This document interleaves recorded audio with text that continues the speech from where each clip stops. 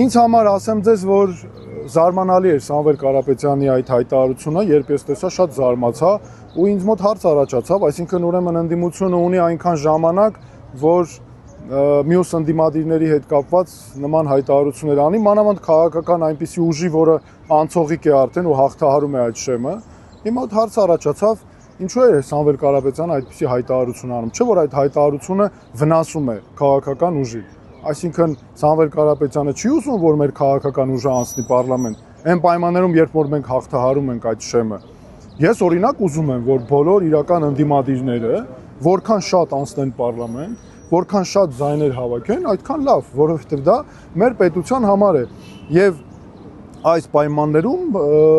ինձ համար այո շատ զարմանալի էր եւ այդ հայտարարության մեջ ինձ համար անընդունելի էր հայտարարության ձևը, տոնը, որտեղ ես որևէ մի անգամ որևէ մի ընդդիմադիրի մենք ոչ վիրավորում ենք արժանապատիվ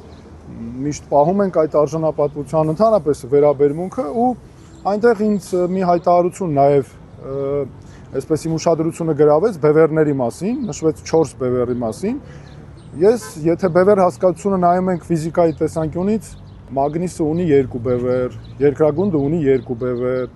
բայց երբ խոսում ենք 4 բևեռի մասին այս պարագայում, ինձ համար դա ոչ այլ ինչ է, քան ազդեցության գոտիների բաժանում։ Եվ այստեղ արդեն գալիս է մեր ընտրությունների տրամաբանությունը արդեն անընդունելի, որ անպայման ընտրությունները իշխանության լծակների, ռեսուրսների կռվի մասին են։ Անպայման ընտրություններում պետք է գնա խոսք փողի մասին, իշխանության մասին, որ ինչ որ բևեռներ ձևավորվեն։ Ժողովրդավարությունը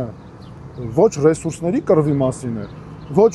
իշխանության լծակների առավել եւս տեսնում ենք այսօր իշխանությունը համատարած ինչ ճնշումներ է գործադրում։ Ժողովրդավարությունը այն մասին է, թե ինչ գաղափարներով, ինչ կերպես երկիր ղեկավարելու, հետո ռեսուրսները Հայաստանում ընդունված է անվանել միայն ինչ ճնշումներ,